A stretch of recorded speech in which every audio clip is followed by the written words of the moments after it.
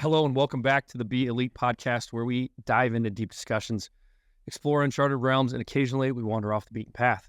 I'm your host, Ben Allgaier, here to guide us through the untapped territories of thought and innovation and unpack what it means to be elite. Our guest today is Chris Johns. After college, Chris spent the first 20 years building a career in the healthcare sector, working for numerous Fortune 500 companies such as Johnson & Johnson, Laboratory Corporation of America, and Philips Healthcare. Throughout his various roles, Chris specialized in leading and managing high-performance teams in a sales environment.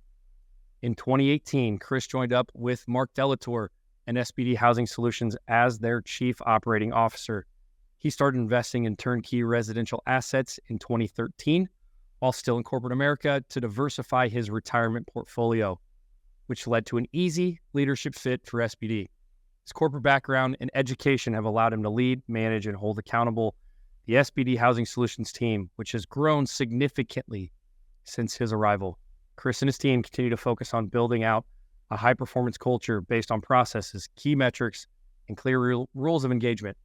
As one of the nation's premier full turnkey providers, SBD Housing Solutions now supplies their clients a variety of both multifamily, new construction, and single-family rental home investment opportunities spanning across the greater Kansas City metro. When not working, Chris enjoys playing golf with his friends and hiking with his beautiful wife, Sarah. Chris also enjoys spending time with his dog, watching them compete in their athletic endeavors. Chris, welcome to the show. Excited to be here, Ben. Thanks for having me. Yeah, glad we could get together. So this is kind of a special episode for me. You've been a mentor of mine for quite a long time. I used to cut your grass as a kid, 5'0", pushing a manual powered mower up your brutally steep incline in your backyard. And then obviously after college, you helped me land that first job in corporate America. We have a pretty long-standing relationship. How we like to start off the show is we do a segment called Pivot Point. Okay. We kind of talk about how these major transitions in people's lives kind of set the trajectory for the next phases of their life. So obviously for you, it was that transition out of corporate and into the role that you're in now. So Can you kind of share that journey from the healthcare sector to real estate investment? Yeah. What kind of motivated this shift?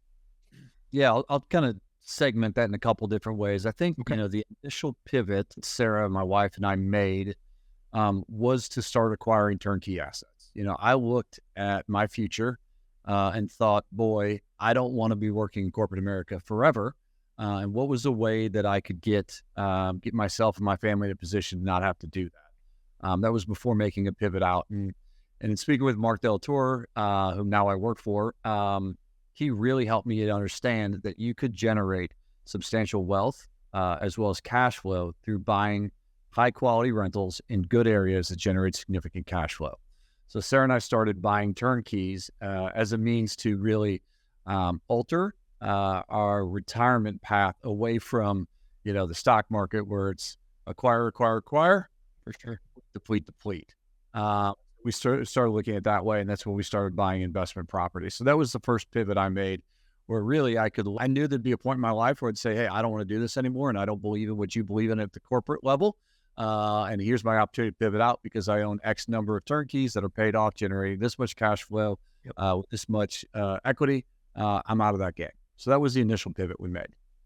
And then secondarily, we were on that path. I was making good money. We were buying turnkeys, and that's the path we were going to go. But I really became exhausted after, as you noted, 20 years in the healthcare space where, my daughters were growing. I was on an airplane literally every week, multiple times, every single week. Yeah.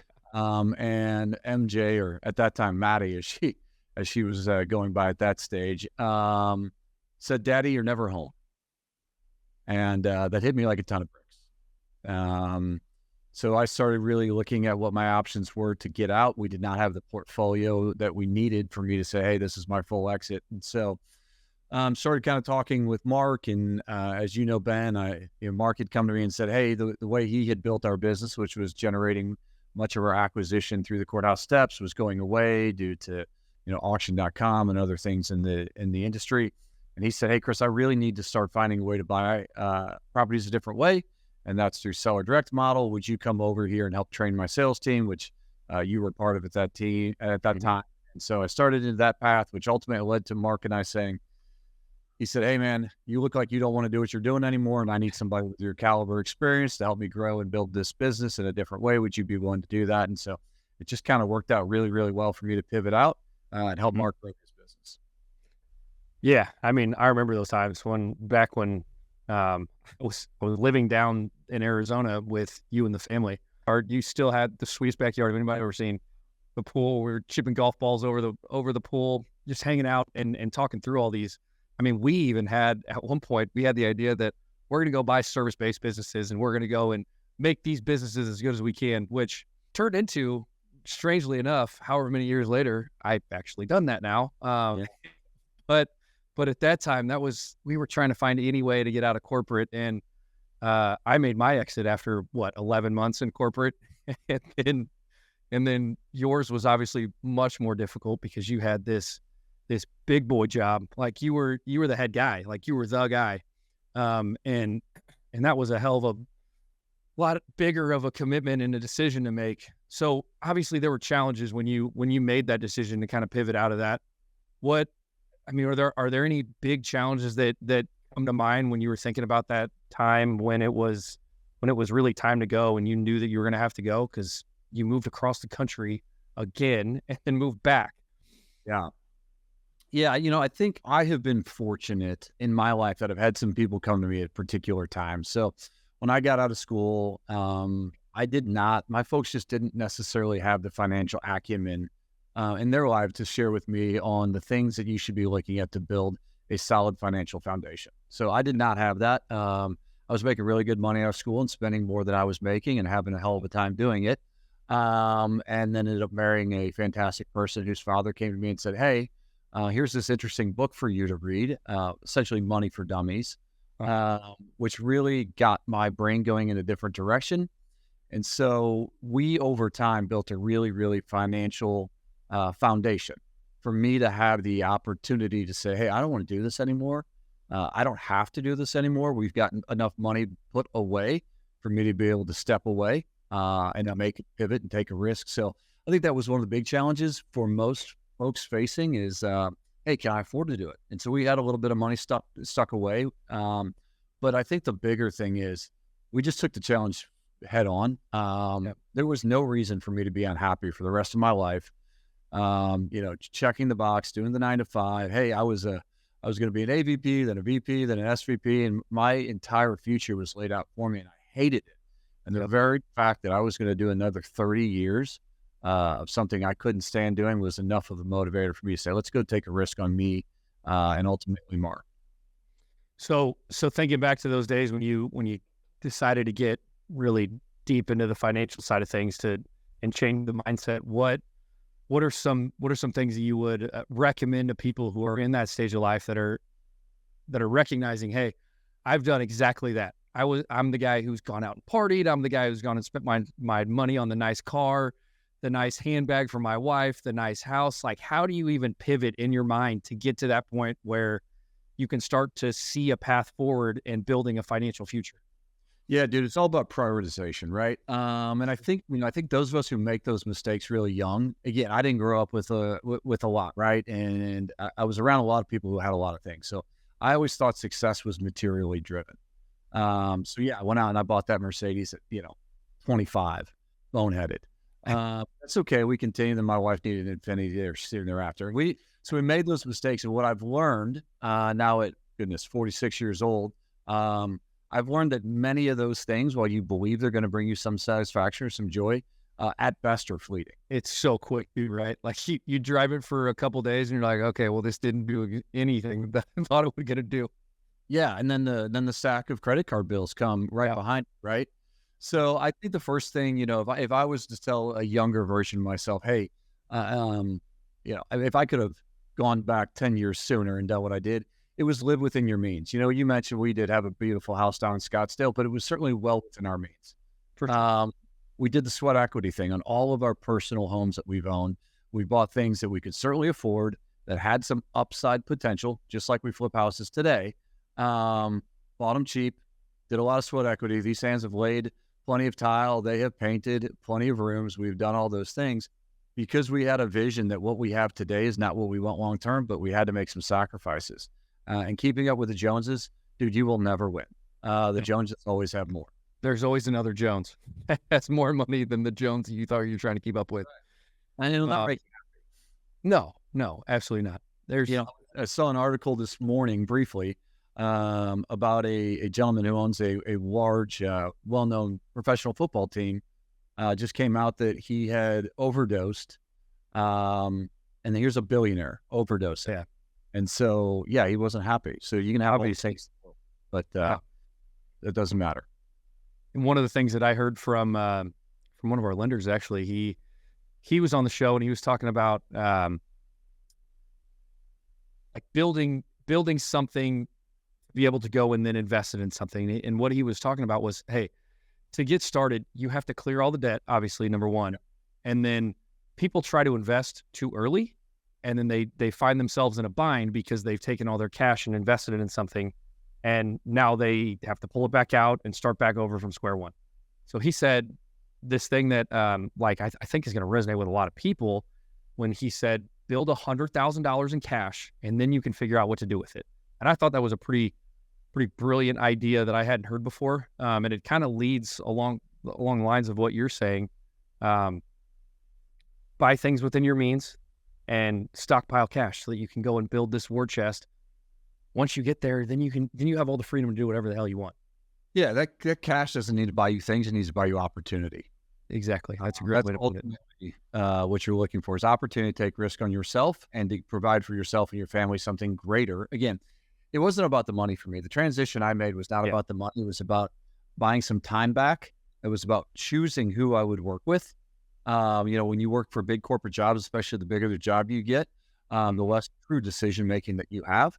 And then you get in these tough situations where it's like, man, I don't want to do that, but that's the directive from up above and I'm going to have to do that. So you end up, chewing on your pride more often than you want. So my pivot away to SBD Housing made sense for me, or me buying other companies. I was working through business brokers looking at buying some other cash flowing business before I came to work here.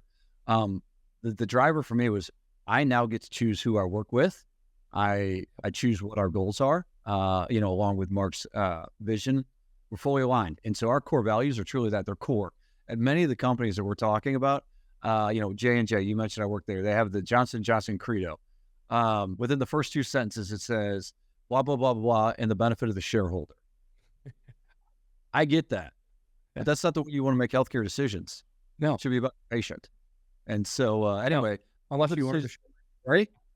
Are the betterment of the people and the core values that we use as a lens for all of our decision making. Yeah, I love that. And I mean, you've taught me since day one about leadership, about managing people, and you've always been that guy that I've looked up to for learning how to be better at leadership, how to learning how to build a team around me that's solid. Like that team that we had when I was working at LabCorp. That was a solid team, and that was something that you had built. So what are some of the strategies that you use for like leading and managing these high performance teams? Yeah, I think the most important thing is setting clear expectations. I look back at that team, and that was an awesome team. That was the number one team in the company a couple years over. And, when I took over that role in Arizona, it was the lowest performing team in the company.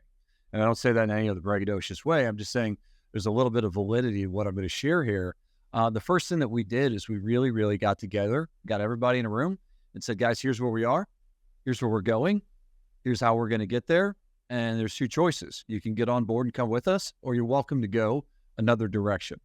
What clear expectations do is it really helps attract those people that want to be a part of that, but it equally detracts those who don't want to be a part of excellence. So I'm a believer in excellence.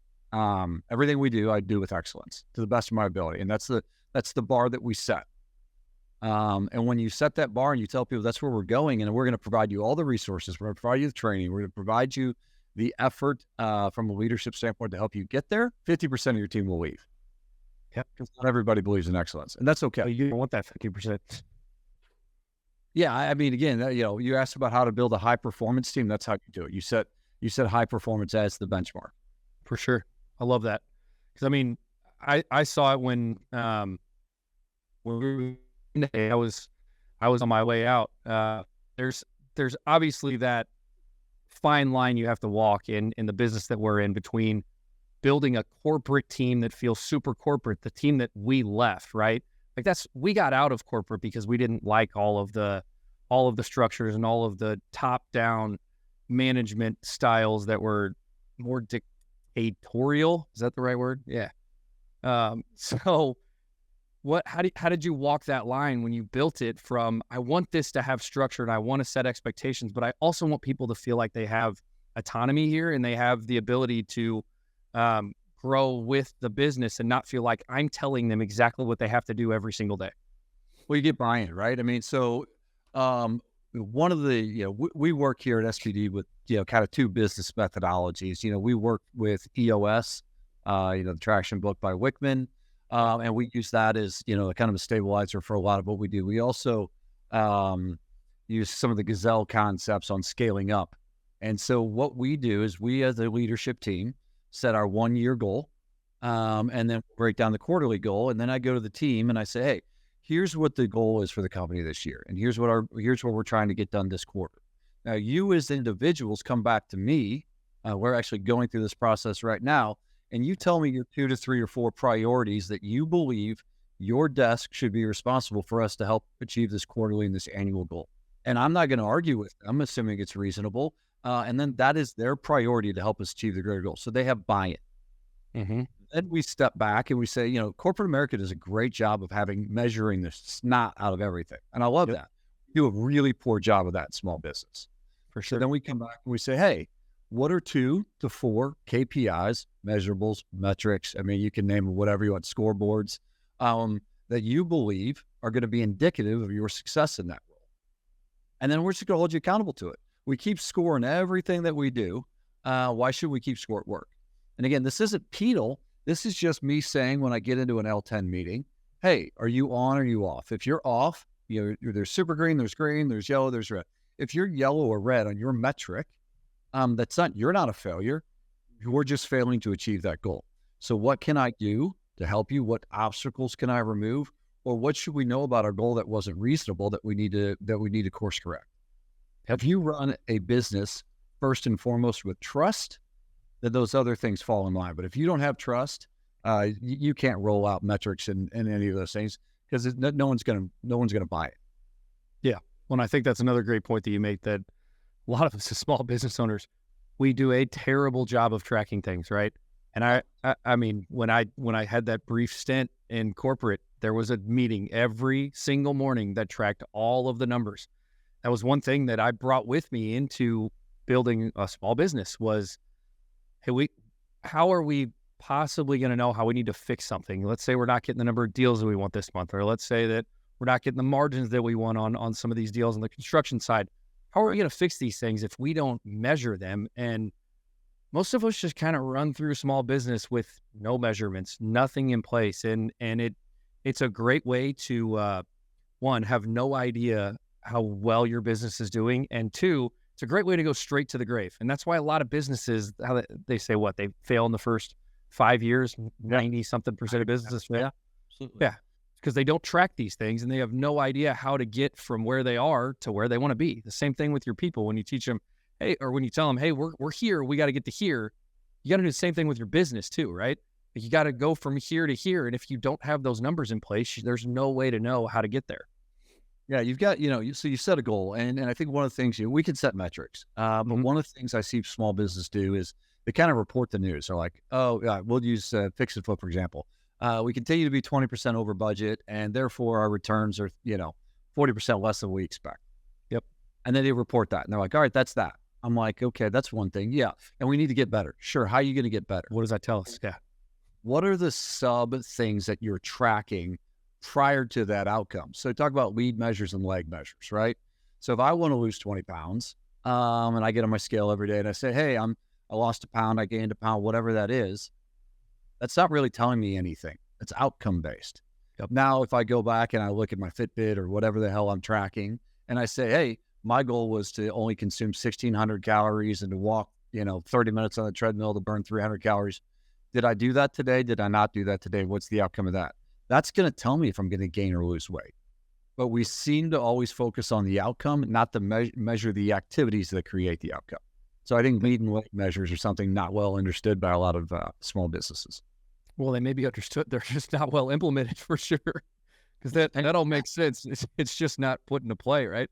Well, it's not fun. And so, not at all. entrepreneurs, people like you, Ben, I'm not an entrepreneur at heart. I'm an integrator. I'm not a visionary, and I'm fine with that. Entrepreneurs need, if you look, most are maverick personalities, captain personalities, if you look at the PI, and thank the Lord for them. You guys create and grow businesses. Guys like me don't typically. Now, we help you scale and grow a successful business because you have to get into that detail. You have to measure it. So I would implore people as they're growing and scaling their business, if that's not you, which is most entrepreneurs are not, find somebody who enjoys that, who can help you do that. And that's where, that's where you have to get to. Yeah. Or you end up like a lot of businesses like we were 18 months ago going, okay, well, oh shoot, I lost you. I'm still here. Okay. It moves buffer on my side. So we get to where we were 18, 24 months ago, looking up, going, yeah, we just lost a massive influx of deals based on a person that was part of our business that kind of went away. And now we don't have any way to get these deals because we're all high level thinkers and we don't have anybody that's integrating anything. So it's a great point. And then piggybacking off of that, another thing that you're really good at and that has helped our business significantly by knowing you for as long as I have is the way that you implement systems and processes. Again, things that entrepreneurs don't like to do. Systems suck, processes suck, but they matter a lot. So can you explain to people how important systems and processes are in scaling a business? And then kind of part two would be like, what advice do you have for business owners that are looking to effectively implement these systems, these processes? I mean, you could obviously hire somebody to do that for you, but is there a way that you attack that? Yeah, I mean, so let me start with this. They don't have to be perfect, guys. I think one of the, I'd say, reasons or one of the excuses that I see entrepreneurs not start to roll out processes is like, well, it's going to take a lot of time and it's blah, blah, blah. I'm like, doesn't need to be perfect. Like, shit, I'd rather have 10 steps than no steps, right? So you got to start at a high level and say, okay, and again, it depends on what the process is here.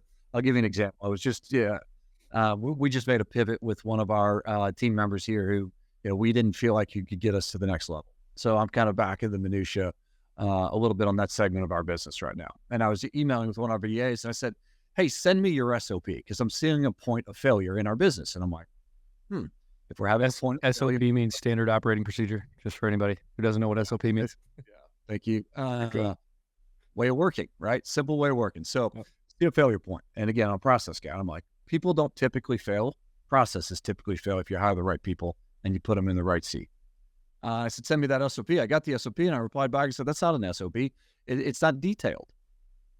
It doesn't say from this step, we go to this step, to go to this step, to this step. So I was in no way surprised because the people who were creating the reporting that we make our key decision from didn't understand what they were doing. Yeah.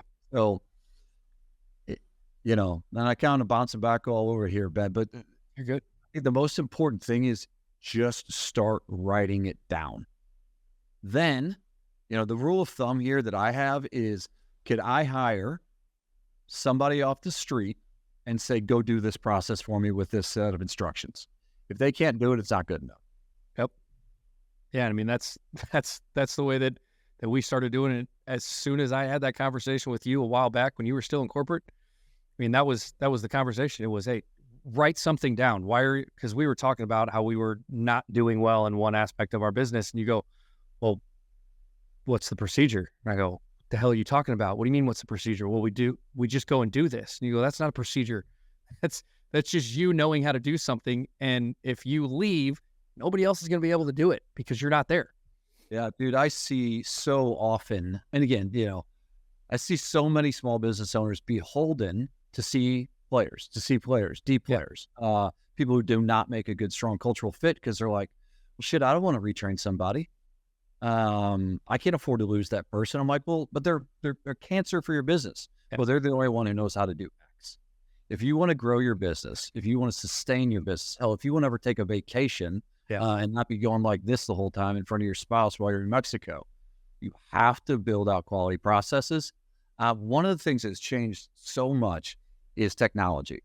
Mm-hmm. Have your staff, have your team start doing their processes and just turn Loom on. Record your whole thing, send it to a VA, have them chop that up, have them publish it, have them put it in Trainio for you. Yep. And one of the cool things that I figured out the other day, we have some stuff that we're building out on, like teaching people how to do some specific things that we do in our business. And what we can do is we can take that Loom video, we put it into this software that transcribes it for us, and then I throw it into ChatGPT and say, hey, ChatGPT, make me an outline for this entire transcribed section of this video. Take out the unimportant ands and ums and ahs and buts, put it into a succinct outline. And then when you're done with that, make a checklist of the things and the steps that you have to go through to be able to get from A to B. And I mean, it's AI. It does it in 5 minutes, and you have this entire process that's now built out for you that you can upload into something like Trainual. That's an application that has, how would you explain Trainual in a short, and you use it more than I do? It's just a simple learning platform, right? I mean, yeah, that's a good way to explain it. So systems processes, they're not difficult.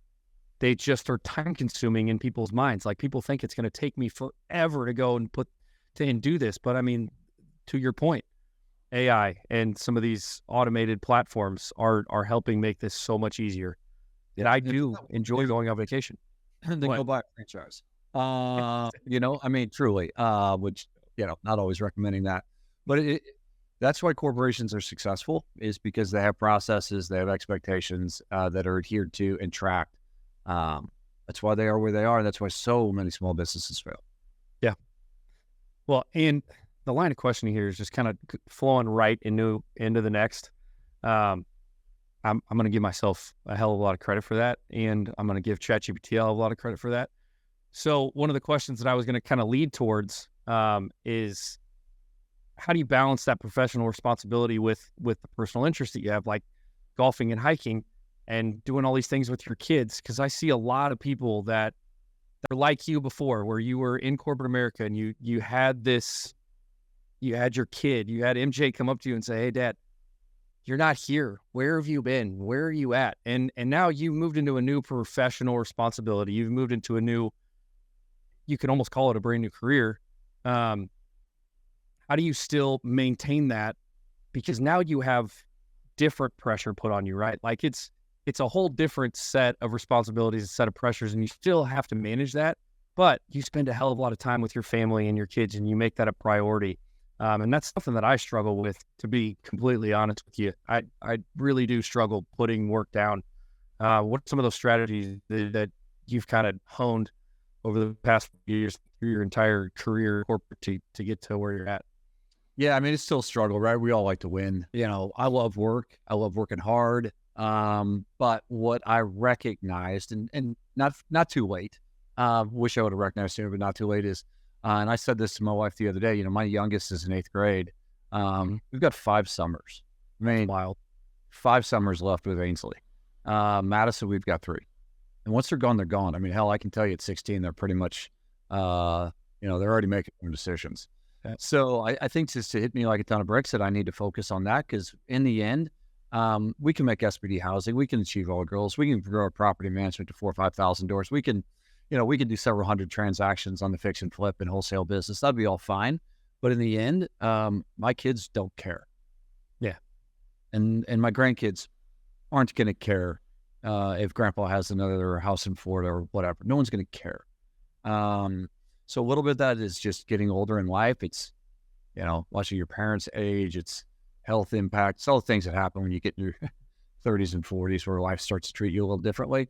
So I think recognizing that was big for me. But, the damn phones drive us crazy. So I do my best to come home and put my phone down. Really? Is frankly, one of the things that we say here, which is hard, Ben, you've probably realized, nobody dies in real estate. Wow. Nobody dies. If I don't respond to that email today, what's real going to happen? You may lose a deal. I don't know. Well, if I got a good team processes, I probably won't. Yeah. If I have a poor team with poor processes, I probably need to be looking at my damn phone all the time because I'm a firefighter. I'm not a business leader then. So I think that's one of the other things. We've got a really solid team with good people. So I can relax a little bit more. But I've also changed my goals. Yeah. I don't aspire for having all the material things in life. I aspire to be on my grave when I'm finally down for my kids to say, yeah, my dad wasn't perfect, but he cared, he worked his ass off for us, not for things. Yeah, that's a great perspective too. Because back when we were doing what we were doing before, people did die if we didn't have our phones on us at all times, right? I mean, that's what happened at LabCorp. People literally died.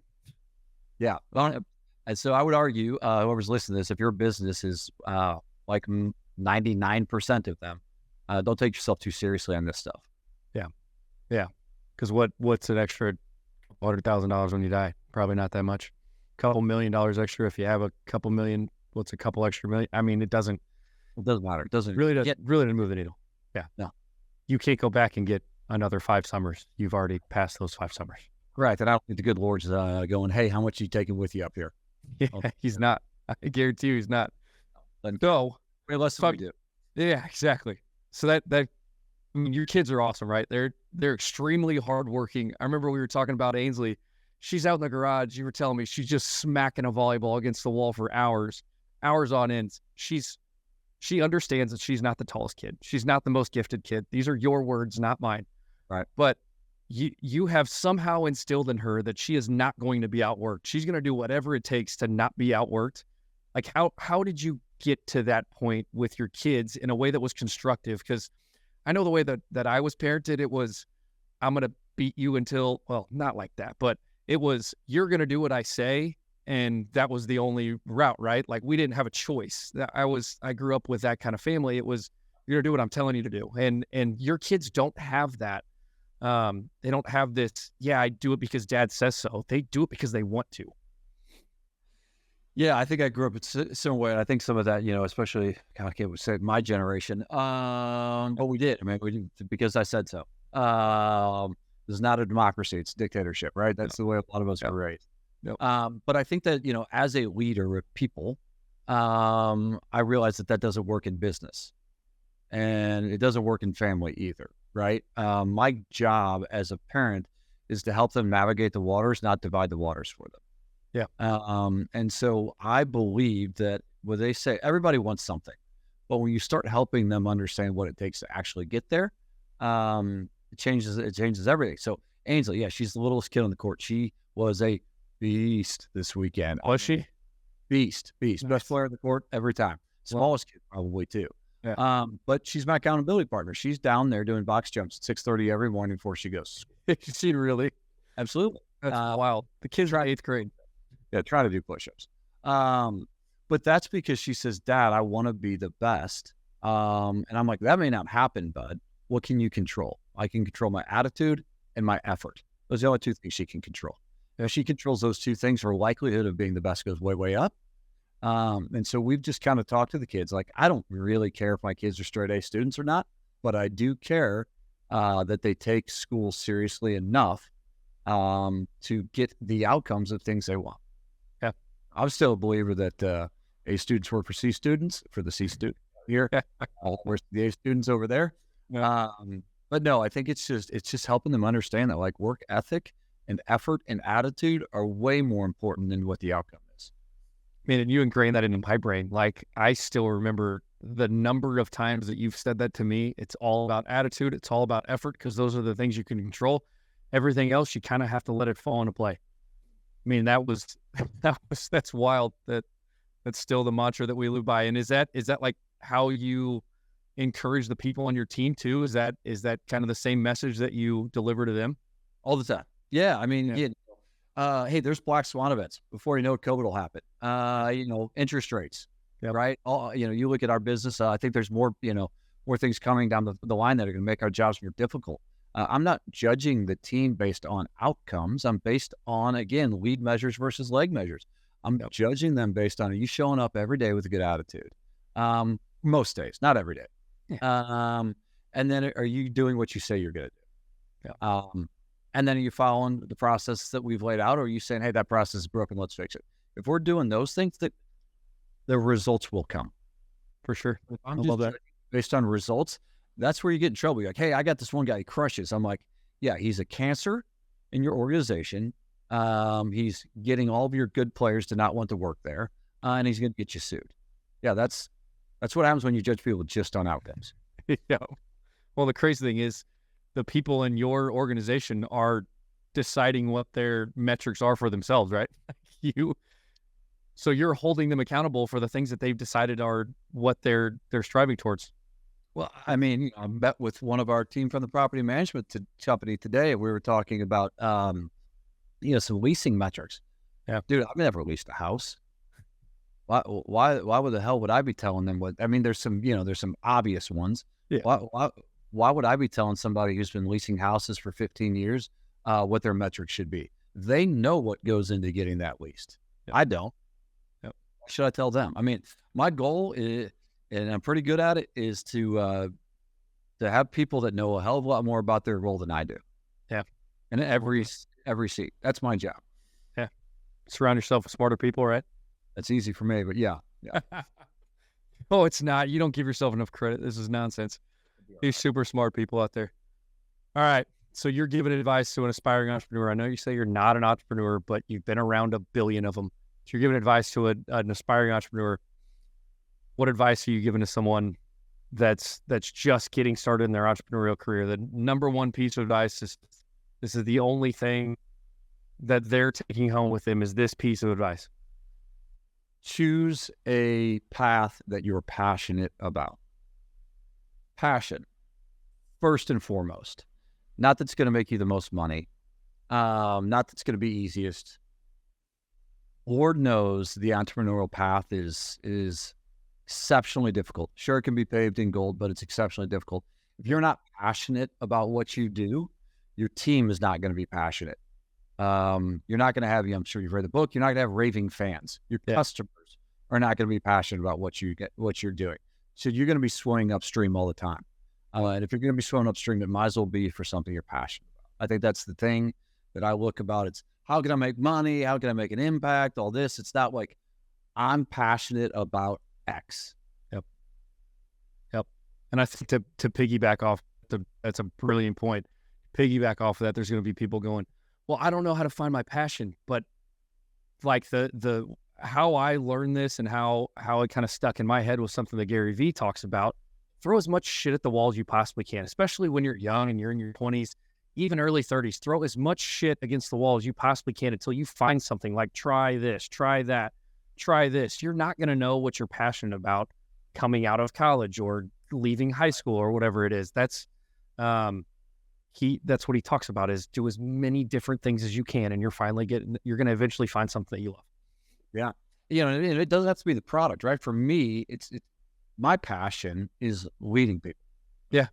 Love it. There's nothing that makes me more satisfied than watching a new team member join, take some feedback and get better, and then take a risk, and then get their first success by taking a risk. Then they would have watched their confidence grow, and then having them come back to me and telling me, like, you wouldn't believe what I just did, and seeing it delve over to their personal life. Mm-hmm. For me, that's my passion. And that's why whatever I do, it's always going to be leading people. I love that. Okay, we're coming up on time. I'm going to ask you, we're going to hit on a couple more things, okay? Yep. So looking back at your career, and this may flow perfectly into what we just talked about. Looking back at your career so far, what are you most proud of? There's points in time that I can point back where I can say I've taken, the opportunity to work with a group of people whose, performance was here, and then created a better outcome. I get credit for that as the leader, but I've seen all the benefit that it brings to those individuals. I think, you were kind of part of that team long ago. For sure. That's what I'm most proud of is being given. For me, it was typically underperforming markets and taking them and getting them to perform at the highest level. Hey, and we've done that here at SBD. We had a property management company that was operating. Now we've got, a damn good one on its way to best in class. That's the thing I'm always proud of. It's just taking an underperforming group and getting it to perform at a high level. Yeah. Love it. That's perfect. All right. Last section. We're going to go into rapid fire questions. Okay. These are fun. They're supposed to kind of give the audience more of a look behind the scenes of Chris Johns, not just the rock star sales leader manager that he is today. So if you could get business advice from a historical figure, dead or alive, who would it be? I would love to sit with Elon Musk and understand how somebody looks at that level of vision and technology. Like, it blows my mind. My brain doesn't work that way. Somebody be able to see a problem and solve something that's 20, 30 years out I'd just love to understand how their brain works, because mine does not. Yeah, no, I never would have thought, hey, there's a moon up there. Let's figure out how to ship shit to it. That's wild. Yeah, visionaries amaze me. Like that. I didn't even know that was a problem. He's solving problems that we didn't even know were problems. All right. So I know that you've started a handful of businesses in your life, right? We can dive into that in part 2. But if you had unlimited funding and you could start a completely different business tomorrow, didn't have to make money, what would it be? This is kind of a question as far as like, what things are you passionate about? What are those things that you've thought about in the past? And you're just like, yeah, if I could just put a new year down, go dive into something like this, and I wasn't worried about money, I would go do this. Yeah. I lost a lot of money in the business. I think one of the greatest imbalances in our country right now is financial literacy. There's such a massive lack of financial literacy, and it is crushing families.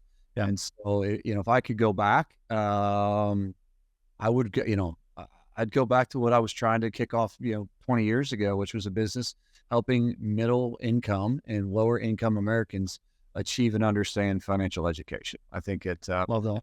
in and of itself would solve so many other problems in our For country, sure. families and housing and proper diets and all those things. Yeah. And for anybody who's out there, there's actually a really good book that came out a couple years ago that kind of goes over a lot of that stuff. This time before Ramit Sethi came out with the book, I Will Teach You to Be Rich. So we'll throw that book, a link to that in the show notes, but it's a fascinating book. I don't know if you've read that, but it's fantastic. All right. Well, that wraps up our show for today. Chris, thanks for coming on the show. Happy to have you here. And hopefully we get him started at some point. Yeah. For everybody out there listening, we'll catch you on the next show. Take care. Thanks, buddy.